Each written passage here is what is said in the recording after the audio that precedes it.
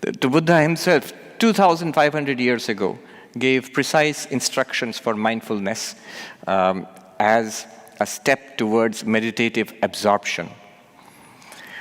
Later on, these traditions were elaborated and developed. The text that we shall take up, by the way, one important thing to know is that all of what we are doing, the ultimate purpose of all of this is awakening, is enlightenment, is God realization. It's important to note this because meditation these days is so common. It's a very big phenomenon, and it's good that it is. But it's used for multiple purposes. It's used for stress management. It's used for concentration, for focus, for multiple purposes. And one can use it for that. Those benefits are definite. They do come in our lives. But one must be aware that these techniques were originally developed by spiritual seekers as a support for their spiritual quest, as a medium, as methods for the spiritual quest. But the ultimate purpose is a very serious, very profound purpose for all of these methods, and that is spiritual awakening, realization of our true nature, freedom from suffering. That's something the Buddha and the Vijnana Bhairava and the Tantric meditation that we'll practice tomorrow and non-dualist Vedanta, all of them have in common. Overcoming suffering, a deep, lasting solution, permanent solution to the problem of suffering. Attainment of fulfillment, nothing less than that. Today's tradition is Buddhist mindfulness, and the texts go back centuries, millennia actually. There was a monk called Asanga in India. It starts in India and then it was later developed in Tibet. So primarily I will talk about Buddhist mindfulness from a Tibetan Buddhist perspective. So there was a Buddhist monk, Asanga, who lived around 800 years after the Buddha. So that means about 1700 years ago. And he wrote a detailed exposition of the steps, a sequence of steps for deeper and deeper mindfulness. So the method is mindfulness, and the sequence was introduced later. And his work was further developed by a great Buddhist philosopher and meditator monk called Kamalashila, who lived around 1100 years ago. So he wrote a book called Bhavana Krama in Sanskrit. Bhavana Krama. Bhavana Krama means the sequence of meditation, where it describes 10 stages of mindfulness. So what we normally practice as mindfulness in most, at least introductory levels, are basically the first and second stages, which is what we shall do today. So, but it goes on for much further and much deeper. So 10 stages. Don't look for the book. It's been translated into English, but it's pretty terse and not particularly interesting. It's pretty dry, actually, the English translation. But luckily, we have a book which expounds the method in detail. It's called The Mind Illuminated. The Mind Illuminated, John Yates. And that's become very popular in the last few years. It's a new book, Mind Illuminated, and it goes through all those 10 stages, and it's based on the Bhavana Krama of Kamalashila and the earlier work of Asanga. And so John Yates is actually a neuroscience PhD. He's been teaching neuroscience, cognitive science for a few years in Arizona State, probably. He's retired now. So he's brought his understanding of cognitive science and neuroscience into this book also. So this book is pretty balanced, but it's sometimes people are a little put off by it because it's pretty encyclopedic. It's it's voluminous, but very good, very authentic. So what I'm going to talk about here is based on the first 2 stages from the Bhavana Krama, the first 2 steps. The whole thing is about paying attention to breath. That's it, paying attention to our breathing. So the object of meditation in mindfulness meditation is paying attention to our breath. Why the breath? There's certain advantages. One is The breath is always there. Until our dying breath, the breath is always there. And second, you can be passive. You don't have to generate anything. The difference will become clear when we shall practice tomorrow's meditation. You will see the Kashmiri Shaiva Vijnana Bhairava Dharana, which we will see tomorrow, where we have to be more active than this. We'll have to be generating something ourselves. If you repeat a mantra, for example, so that you have to do it. It's not natural. It doesn't come by itself. But the breath is always there. In tomorrow's afternoon session, you will see the object of meditation, deity meditation, will be really busy. It's really elaborate and complicated and difficult. The exact opposite of what we're going to do today. So the breath is always there, and it's effortlessly there. We don't have to do anything special. In fact, we shouldn't do anything special. So it's always there. And, in one sense, it's interesting. When you are still and sitting quietly, there is only one thing that is, you can consciously be aware of changing our breath. In breath, out breath. So this constant stream of change, you can see how it is appealing to a Buddhist philosopher. The impermanence of life, continuously changing. And breath itself marks the impermanence of life. I got this book recently by a doctor. It's about death. And the name of the book, it's become very popular nowadays. The name of the book is When Breath Becomes Air. When breath becomes air. When a person passes away, it's breathing at one point, and the next moment it is just air. Nothing more is there. So breathing also marks not only life, but the impermanence of life. It comes and goes, but it's also relatively stable, because it's the one thing that there is consciously, effortlessly always there. Another thing is, if you concentrate on breathing, you can actually do it anytime. Breathing is available to us anytime, anywhere. So you can see, once we learn the technique, we can do it anytime during the retreat here or at home, at any point of time, anywhere you are, you can immediately start doing it. So the breath is a good object of meditation. How do we do it? 4 stages. 4 stages. We shall go through 4 stages. 4 stages of what? Transitioning to the object of meditation. Object of meditation, breath. Remember, the importance is not in the breath itself. That's always there. The importance in the meditation is our attention to the breath, paying attention to the breath. So we transition to paying attention to the breath. Right now, where are we? Attention is scattered. We are, a lot of stimuli are coming, our attention is scattered. And we will transition in 4 stages to the meditative state of paying attention to the breath. The first stage will be, now you just listen, and then during the meditation itself, I will guide you through it. The first stage will be when first we take a posture. Meditation, every meditation, posture is important. So you have to decide a posture which is maintainable, which is sthiram, steady, and sukham, easy, relaxed, which is not painful, which does not take too much effort to maintain.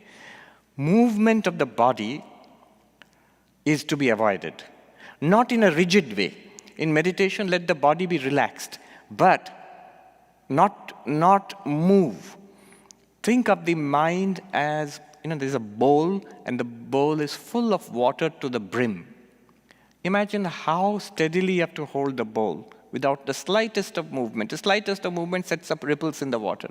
And a little more movement, the water will spill.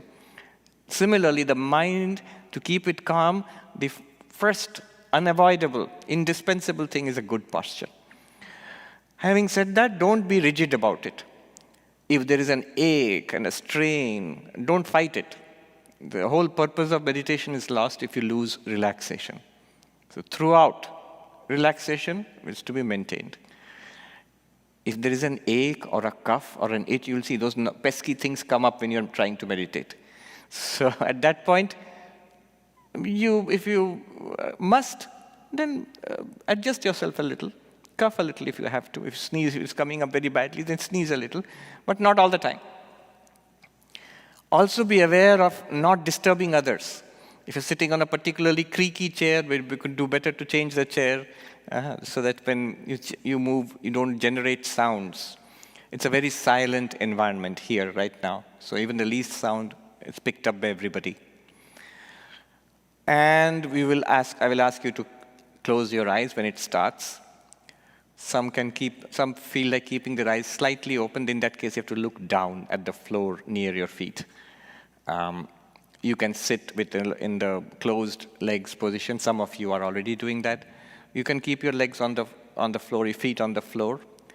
But the spine has to be straight, not rigid. It has to be straight. The waist and the spine and the head more or less in the same alignment. Hands have to be at a level, so that the body is balanced. You can put your hands on your knees, or you can put them like this, left hand below, right hand above, whichever is comfortable to you when we start doing it. For the duration of the practice, try to not to change the posture. So the first stage will be, as we get into the posture, close our eyes, become aware of the present. Here, for example, here I am at the Garrison Institute in the meditation hall. Here I am. And the moment I close my eyes, what will happen is there will be two main sources of stimuli. You won't see anything. The reason we close our eyes is a great deal of our cognitive activity is concerned with visual cortex. So it consumes a lot of our cognitive processing. Eyes open means a lot of our attention is taken up to what we are seeing, and it can be very disturbing, and attention can flicker. So closing the eyes is good. And then only two sources of stimuli will be left. One will be sounds, another will be sensations, physical sensations, touch of the body, inside the body. So as we close our eyes, we will listen to sounds, sensations of the body, and there'll be thoughts and feelings, ideas, memories coming up in the mind. All this, breathing also will be going on. These things will be going on. What do you do? Nothing. Just be present. Here I am, and note what's going on. Not like a reporter, what's going on here, and have to write a report on it. Just whatever floats into your awareness, note it. Don't follow it. If there's a sound, yes, a car, that's it. Then don't follow up where, what happened, is my car locked? Or no, don't. The mind will take you on a trip, so don't go on the trip. But note what is coming. That's why it's good to listen to sounds, feel the sensations, because if you listen to the mind, it will take, even if the mind is going to talk about the sounds and sensations, it will start a trip and you'll be out. So listen to the sounds, feel the sensations, let your mind range from sensation to sensation. Look for if there is a pleasant sensation. What do I mean by pleasant sensation? Silence, quietness, steadiness of the body, a warmth, a pleasant temperature, something like that. In that case, note the pleasantness, the happiness in that sensation. And for a moment, enjoy that happiness. Add it to your positivity right now. But also note that the happiness, the pleasant aspect of it is subjective. The actual sense contact is neutral. It might be temperature or coolness. The agreeableness is in our minds. Note the difference between that which creates the agreeableness, the pleasantness, that which is a neutral sensation, and inside the reaction you get. Anything unpleasant, a smell, or maybe some sensation in the body, some kind of, note that. And remain present. Stage 1. Stage 2, you'll transition into an awareness of the body. That was already there, but now the focus. Be focused on from the top of the head and the face and the neck and the chest and the hands and the waist and the legs until your feet, which are on the mat or on the ground, the sensations of the body. What about the rest? Sounds and other things, the temperature or what smell in the environment, let them be there. Don't force out anything. Let them fade to the periphery. Let them fade to the background. Make an effort to keep the awareness in the body. Second stage, be aware. Bring the body to the center stage of awareness. Earlier, awareness was open. Only eyes were closed, but everything was open. Now, center stage is body. Sensations. Maybe an ache, or maybe just the feeling of the seat supporting us, the ground beneath our feet. Whether you're feeling cool or warm. Heaviness in the tummy. Very good dinner we had, so that might be there. Breathing going on. Any kind of stiffness, tension you find in the body, neck, head, let it go immediately. The moment you notice any kind of tension, let it go immediately. It's awareness of the body. Third stage. Notice in the body, if you're sitting still, only one thing will be obviously moving, that is the breath. So in the third stage, narrow the awareness even further. Everything else, anything that enters your awareness, it's still there, it's welcome. But don't worry about it. Narrow it still further to the breath. What do I mean? In the nose, you will feel the breath. Air coming in, going out. You may feel it around the nose, on the face. You will feel it in the chest. You will feel it in the tummy. Belly expanding and contracting with the breath. So the feeling of the breath coursing through our body, entering and leaving, notice that. Most obviously, we will feel the stomach expanding and contracting. Don't force it. Don't be aggressive about the breath. Now I must breathe. Breathe in now, breathe out. Not like a sergeant major. Just whatever is going on. If it's a shallow breath, let it be a shallow breath. If it's a deep breath, let it be a deep breath. Notice the breath. All of it. From the nose to the chest to the stomach and then back again, out and exhalation. Notice the breath. Everything else floating to the background. Everything else floats to the background. Then the fourth stage. Bring your attention to the breath at the tip of the nose, at the nostrils, here. Just the attention. Don't look at it, just feel. It may feel like cool, the breath passing in and out. If you're wearing your mask, you may feel the mask on your cheeks and the breath passing in and out. Sensation at the nostrils. Keep it there. Other sensations will come. Bodily sensations, sounds will come. Even thoughts and feelings will come. Let them come, but let them be in the background, in the periphery. Bring your attention to the breath at the tip of the nose, at the nostrils. And remember, don't follow the breath. Breathing, the breath itself is not important. That's always been there. The whole purpose of meditation here, the mindfulness, is not the breath itself. It's the attention paid to the breath. So the valuable thing is your attention. Keep the attention here. Now, at any point, if you lose it, the attention, and it becomes more wide angle attention, let us say, go back to the whole breath. The stomach expanding and contracting, the chest and the air in the nose coming and going, or even the presence of the whole body. Then come back again to the breath at the tip of the nose, at the nostrils. This breath, this is the fourth stage and the actual meditation. The actual meditation starts here. We have made the transition to the object of meditation. What's the object of meditation? The breath at the nose. Don't follow the breath going out of the nose. Don't follow the breath going in through the nose. Just at the nose. Sensation. Whatever it is. Little bit of air. Little bit of coolness. Or warmth. Sometimes when it goes in, it feels cool. When it comes out, it feels warm. Just notice that. Keep the mind there. Breathing out. Breathing in. That's it. I said, that's it? Then what? I'm reminded of a cartoon. A Zen meditation sitter, the teacher is sitting, and the student is sitting next to him. And then he says, calm your mind and follow the breath.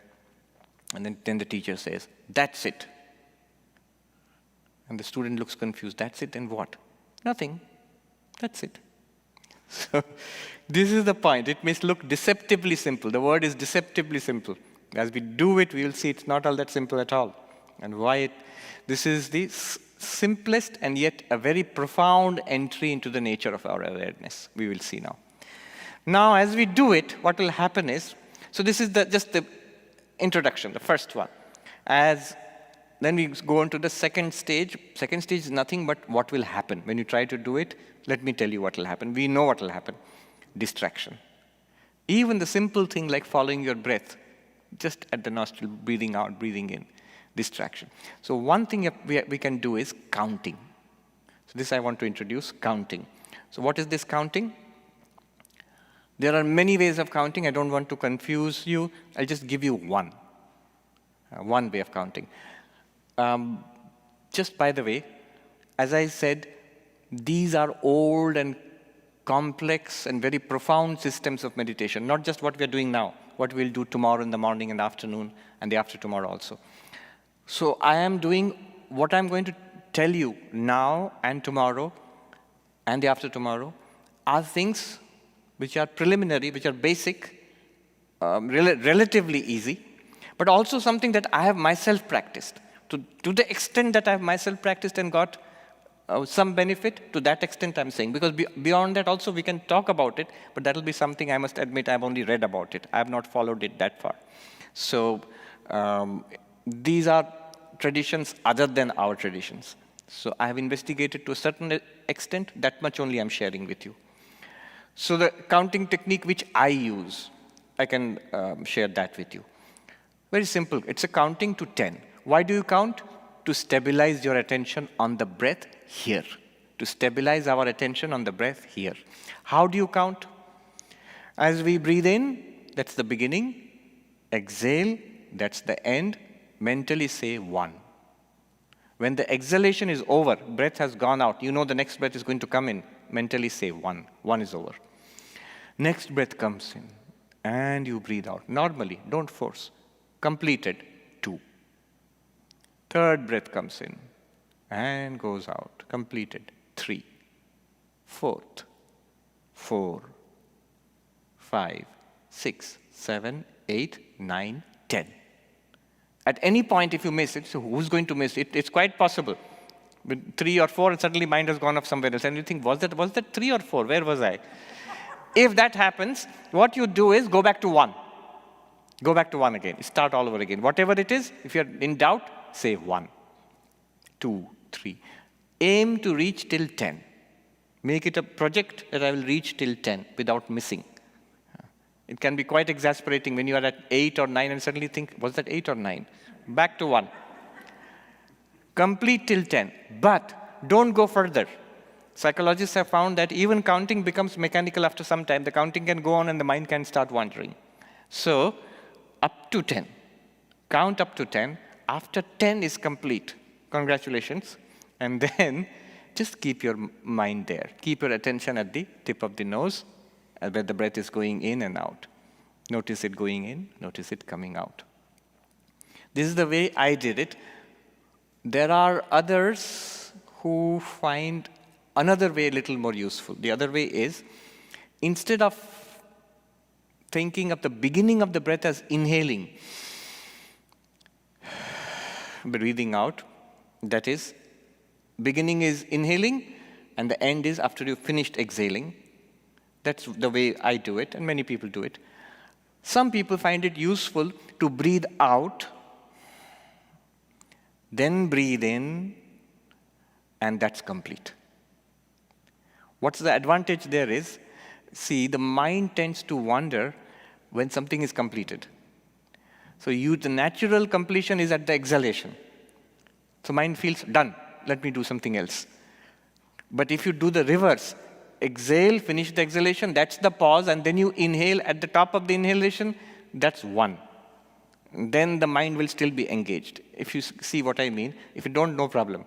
That's a complicated way of doing it, but some people like that, just as an option. The simplest way is breathing in, breathing out, 1. Breathing in, breathing out, 2. Breathing in, breathing out, 3, and so on. 10, not more than 10. Just, there's a slogan, not less than 5, not more than 10.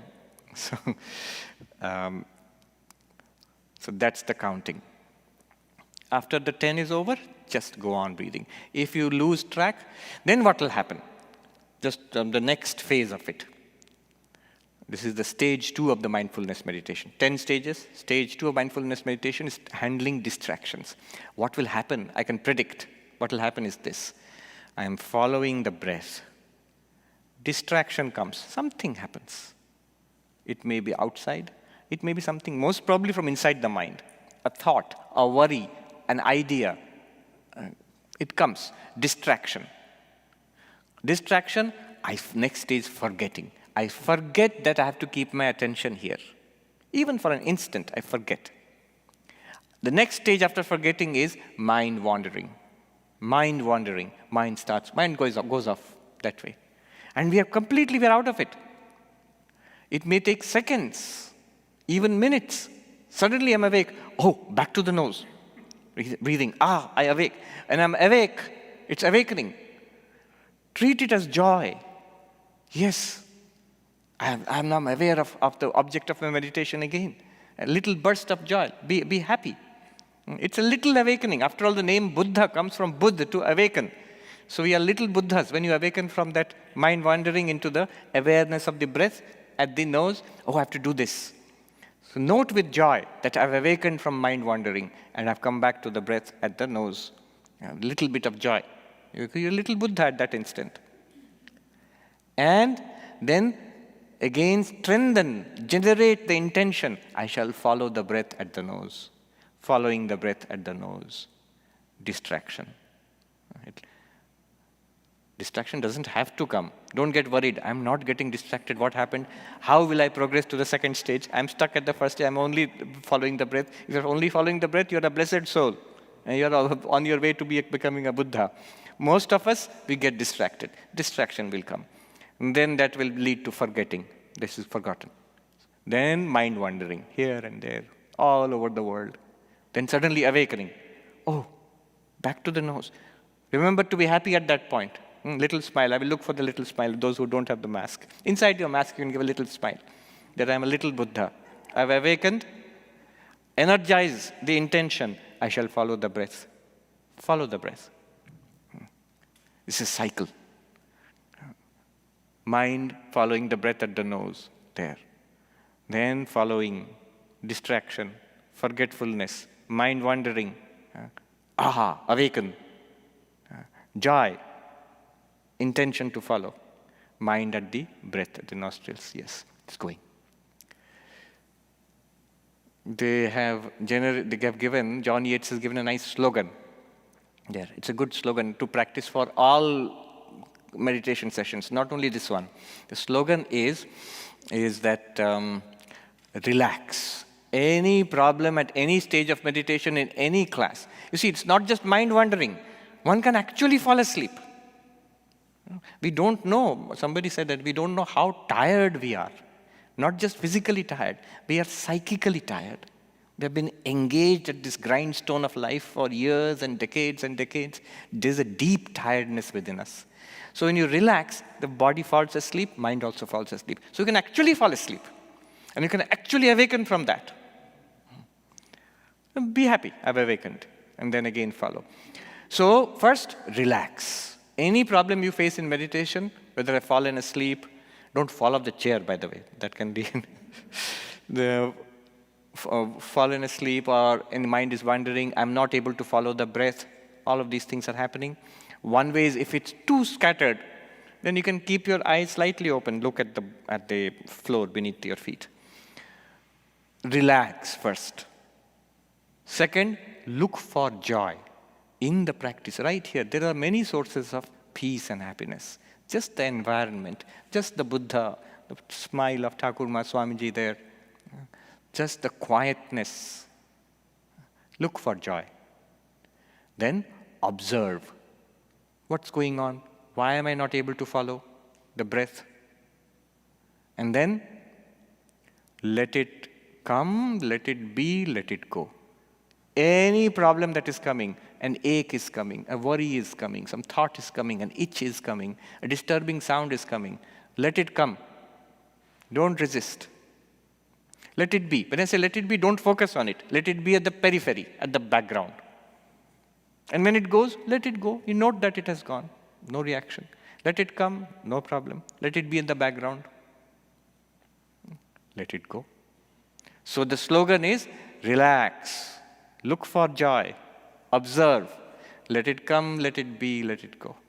Every problem, let it come, let it be, let it go. It works for all the sessions. This is something like a slogan we can use tomorrow, day after, and throughout our meditation practices. So, all right, summing up very quickly, it may sound like a lot. Swami, is this the simplest one? It's the simplest one.